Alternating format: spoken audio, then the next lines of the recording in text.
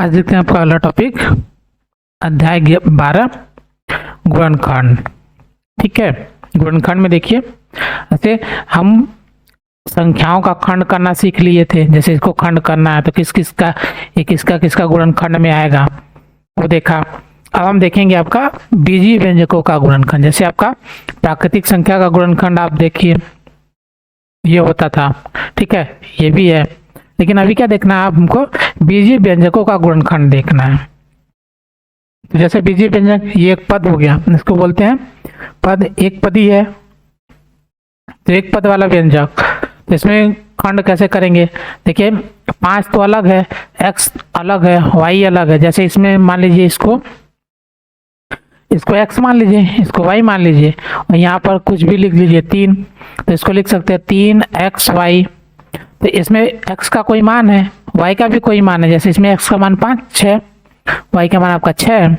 उसी तरह यहाँ पर भी होगा, कोई ना कोई मान होगा, लेकिन यहाँ पे मान क्या है वो दिया नहीं है। तो सिंपल हम क्या करेंगे, दोनों सबको एक साथ ही लिख देंगे। जब इस तरह से लिखा जाता है तो इसके बीच में क्या होता है, मल्टीप्लाई का चिन्ह अपने आप होता है। ठीक है, तो इस तरह से देखिए 1 गुणे 5 ऐसे भी कर सकते हैं इसको। तो एक तो सबका गुणनखंड होता है, तो ये भी लिख सकते हैं इस तरह से। तो ऐसे हम करते हैं। और देखिए आगे सब इसमें दे दिया आपको 2x + 4 का गुणनखंड। तो 4 का आप कर सकते हैं, 2x का भी कर सकते हैं, लेकिन 2 + 4 का भी, इसका गुणनखंड कैसे करेंगे। इसका खंड करने के लिए आपको देखिए दिया है क्या, अखंडनीय गुणनखंडों के गुणनखंड के रूप में कैसे करेंगे। देखिए 2x को ऐसे लिख सकते हैं 2 × x, 4 को 2 × 2। तो अब इसमें देखिए 2x को इस तरह से लिख दिया, 2x को इधर लिख दिया और 4 को हम इधर लिख दिया ऐसे। अब इन दोनों में देखिए जो सबसे कॉमन है उसको भी निकाला जाता है। तो इसमें 2 कॉमन है, x + 2, ये भी एक गुणनखंड है इसका। ठीक है, इसका गुणनखंड एक अगला ये भी है, इसी का देखिए यहाँ पे दिया है। ठीक है, इसको बोलते हैं बंटन नियम। ये जो है सभी को क्या कर देता है, बांट देता है, जो पहले अब पढ़ाया गया। ठीक है, इसमें बांट देता है, फिर इसमें बांट देता है। तो आपका ये वाला हो गया। ठीक है, तो इसका ये भी एक खंड है, ये वाला जो है ये भी, ये तो आपका सिंपल गुणनखंड बनाया गया है। ठीक है, चलिए आगे देखिए।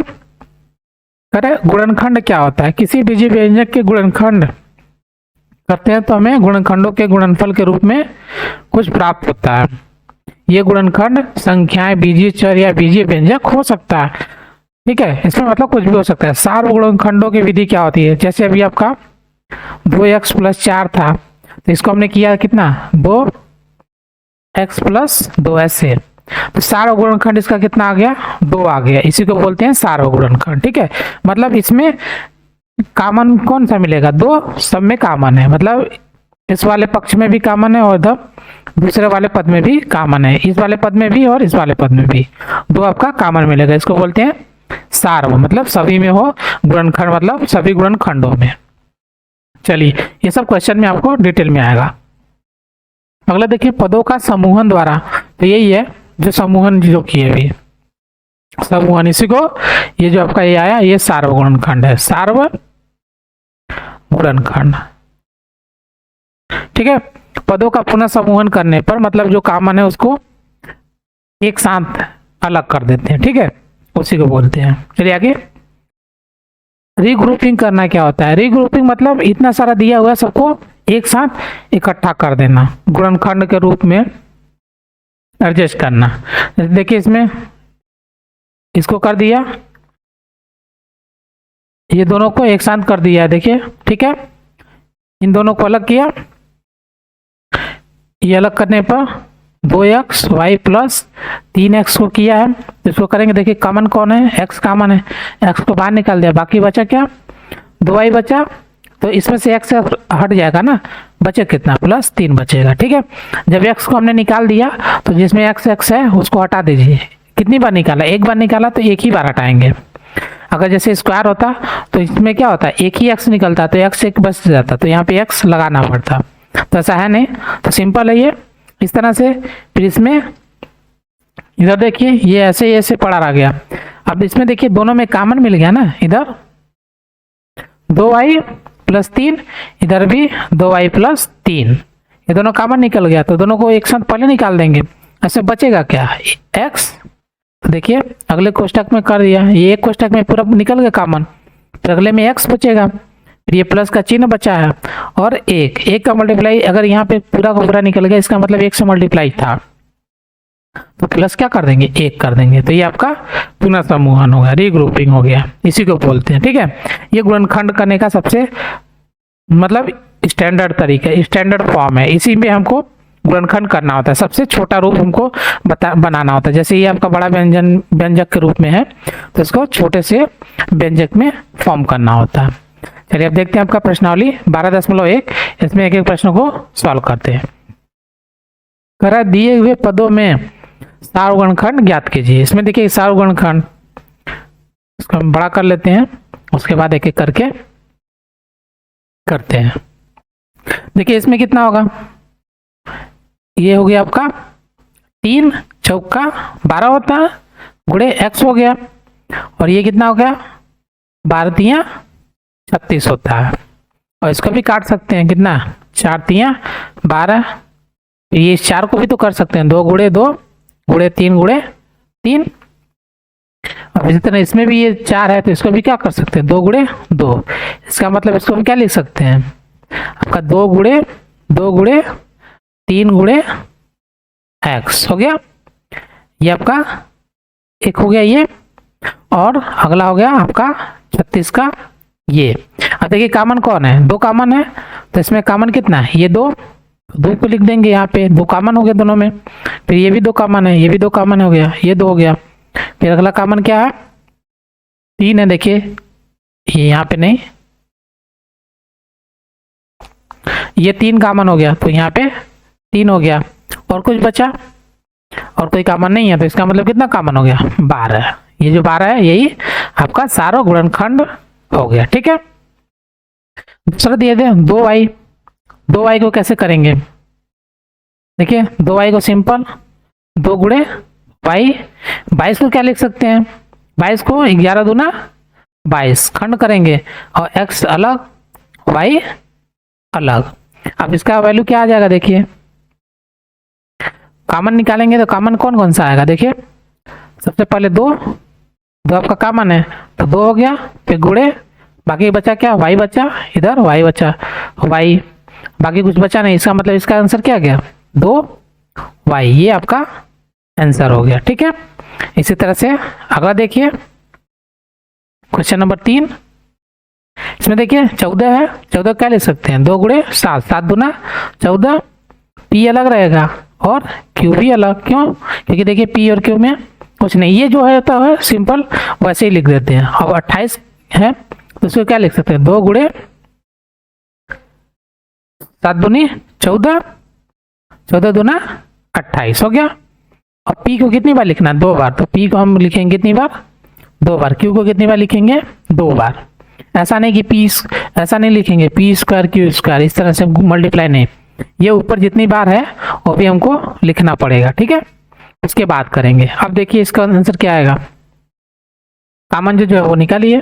कॉमन सबसे पहले कितना आया 2, तो 2 बाहर गुणे, फिर कितना देखिए कॉमन 7 है तो 7 बाहर, फिर आगे देखिए p है इसमें तो इधर p कितना बार, एक ही बार है तो एक p निकालेंगे। अगला q है तो अगला इधर q भी निकालेंगे, और कोई मिला इधर से, इसमें से दोनों मैच नहीं करा, बस इतना ही हो गया। तो आपका कितना हो जाएगा 7 दूना 14 और p और q, ये आपका आंसर हो गया इस तरह से। चलिए अगला आपका क्वेश्चन नंबर 4 देखिए, 2x में देखिए 2 इंटू एक्स हो गया, इसका इधर 3 गुणे x, ये कितनी बार 2 बार, जैसे उसमें किया 2 बार तो उसी तरह इसमें भी कितना 2 गुणे 2। अब इसमें देखिए कोई कॉमन है, एक सभी में क्या होता है सबका होता है, तो इसमें भी 1 से होगा। तो इसमें कॉमन क्या मिला, देखिए कॉमन कुछ मिला 2, इसमें नहीं है लेकिन इसमें x है, इसमें x है लेकिन इसमें नहीं है, ये भी नहीं होगा, बाकी कोई है नहीं है, तो बचा क्या, इसका क्या हो जाएगा आंसर 1 हो जाएगा। सिंपल। ठीक है, जब कुछ भी अगर आपको मैचिंग नहीं मिलता है तो उसका आंसर क्या लिखेंगे? एक, क्योंकि एक सभी का क्या होता है? गुणनखंड होता है। तो अगला देखिए, इस वाले में आपका कितना हो गया? 6 को क्या लिख सकते हैं? 2 गुणे 3, फिर ए, फिर बी, फिर सी, अलग अलग सब। 24 को क्या लिख सकते हैं? 2 दूना 4, 3 12, 12 दूना 24। ठीक, गुणे ए एक बार है, बी कितनी बार? 2 बार है आपका। ये हो गया इसका। फिर लास्ट में इस वाले का क्या लिखेंगे? 2 दूना 4, 3 12। ये आपको खंड करने आना चाहिए, कैसे खंड होता है। ठीक है, फिर गुणे ए कितनी बार है? 2 बार है। फिर बी कितनी बार है? 1 बार है। अब इसमें हमको निकालना पड़ेगा। देखिए, कॉमन निकालिए। सबसे पहले कहाँ? देखिए 2 है, इधर भी 2 है, इधर भी 2 है, तो 2 कितनी बार निकलेगा? 1 बार। गुणे 3। अब देखिए 3 में इधर बचा तो 3 देखते हैं, 3 3 और 3, ये निकला 3। और कुछ बचा? ए, देखिए ए है, इधर भी ए है, तो इसका मतलब ए होगा। फिर देखिए बी है और इधर भी बी है, और बाकी कुछ सी, इधर सी है, सी बाकी किसी में नहीं है, मतलब बस इतना ही है। तो इसका आंसर कितना आ जाएगा आपका? 2 3 6 ए बी, ये आपका आंसर हो गया। ठीक है, इसी तरह से। तो इसका खंड करने के लिए हमको ये ऐसे करेंगे पूरा। उसके बाद जब एलसीएम लेते हैं, जैसे आपका एक को दिखा देते हैं आपको सिंपल करके।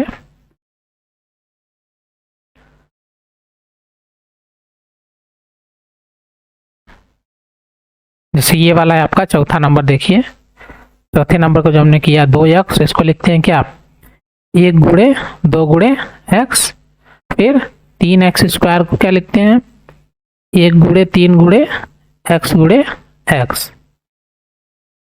और उसके बाद आपका 4 को क्या लिख सकते हैं? 1 गुणे 2 गुणे 2। ठीक है, तो इसमें जो कॉमन मिला है उसको हम क्या करेंगे?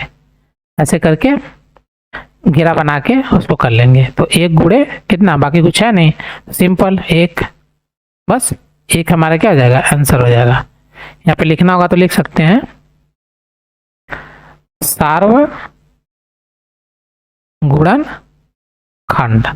ठीक, इस तरह से हमने सभी का कर दिया, वैसे कोई दिक्कत नहीं है, लेकिन अगर सिस्टमेटिक ऐसे लिखेंगे। ठीक है, तो पूरा डालिए इसको। जैसे ये हमने खंड तो कर ही दिया हर एक का, तो उसको एक एक लाइन में करिए, फिर वो गोला बनाइए। जो हमने ये डॉट किया, इस तरह से डॉट जो किया है उसकी जगह क्या करना पड़ेगा? आपको उन सबको एक साथ मिलाना पड़ेगा। ठीक है, तो आपका हो जाएगा। चलिए अगला क्वेश्चन देखते हैं। अगला दिया है छठा, इसमें दिया देखिए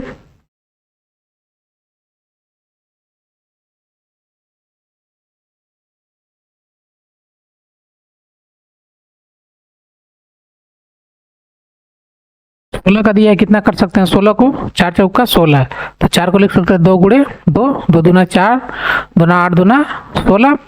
फिर x कितना बार? 3 बार है, तो 3 बार हम क्या लिखेंगे? x। इसी तरह इसमें देखिए माइनस के साथ है, तो माइनस को नहीं देखना है। ठीक है, अगर सब में माइनस रहता है तो देखेंगे, वैसे लिखना है तो लिख देंगे 2 गुणे 2, x कितनी बार है? 2 बार है आपका, 2 बार। फिर इसी तरह 32 हो गया आपका। 32 कितनी बार? इस पहाड़े में 8 चौका 32, 2 गुणे 2 दूनी 4 दूना 8 दूना 16 दूना 32, x एक बार में। ठीक, ये हो गया। अब देखिए कॉमन क्या किया? देखिए 2 इधर 2 इधर 2, इसका मतलब कॉमन कितना बना? 2। फिर गुणे, फिर इधर 2 कॉमन मिला, इसमें भी 2 है, इधर भी आपका 2 है, तो एक 2 और हो गया। फिर कितना? फिर ये 2 है, फिर इधर 2 है, इधर क्या है? ये x है ना, 2 नहीं बल्कि क्या है? x है, ये आपका x है। ठीक है, तो अब इसमें क्या आपको कॉमन मिला? अब बाकी तो कुछ मिला नहीं। आगे देखिए, ये आपका नहीं है, इसको हटा देते हैं। और क्या मिला? देखिए ये 2 हो गया, बाकी इसमें कोई अंक नहीं आएगा, तो अब छोड़ देते आगे का। देखिए x है इधर, इधर क्या है? इधर x है, ये आपका x हो गया, ये x हो गया, और इधर आपका x हो गया। इसका मतलब क्या हो गया? और कोई इधर देखिए, इसमें x है, इसमें भी x है, लेकिन इसमें x नहीं बचा, तो कितना बचा, सिंपल 4 दून 2 दूना 4 और x, ये आपका आंसर हो गया। ठीक है, इसी तरह ये वाला देखिए, इसको करेंगे तो कितना आएगा, 1 गुणे 3 कर लेते हैं। ठीक है, क्योंकि 3 का कोई खंड नहीं होता, 1 गुणे 3 कर लेते हैं पहले ही। फिर गुणे x कितनी बार, 2 बार, 2 बार हो गया। y कितनी बार है, 3 बार है, ये आपका 3 बार हो गया, इसका खंड हो गया। इसी तरह इसका 10x स्क्वायर, 10x को क्या लिख सकते हैं, 1 गुणे 2 गुणे 5, क्योंकि देखिए एक इसमें जब किया है तो इधर भी हम 1 को आगे रख देंगे, क्योंकि क्या पता किसमें हमको कॉमन मिले या ना मिले। x कितनी बार है, 3 बार है, 1 2 और 3 हो गया। y कितनी बार है, 2 बार है, 1 और 2 हो गया, ये इसका हो गया। और लास्ट इसका बचा 1 गुणे 2 गुणे 2 3 6, x कितनी बार है, 2 बार है, y कितनी बार है, ये भी 2 बार है, z कितने बार है, 1 बार है। अब देखिए इसमें कॉमन क्या निकला, कॉमन निकालना सबसे पहले 1 निकला, सब में है कॉमन। उसके बाद कितना निकलेगा, देखिए इसमें 3 है, इधर 3 नहीं है, इधर 3 है तो नहीं होगा।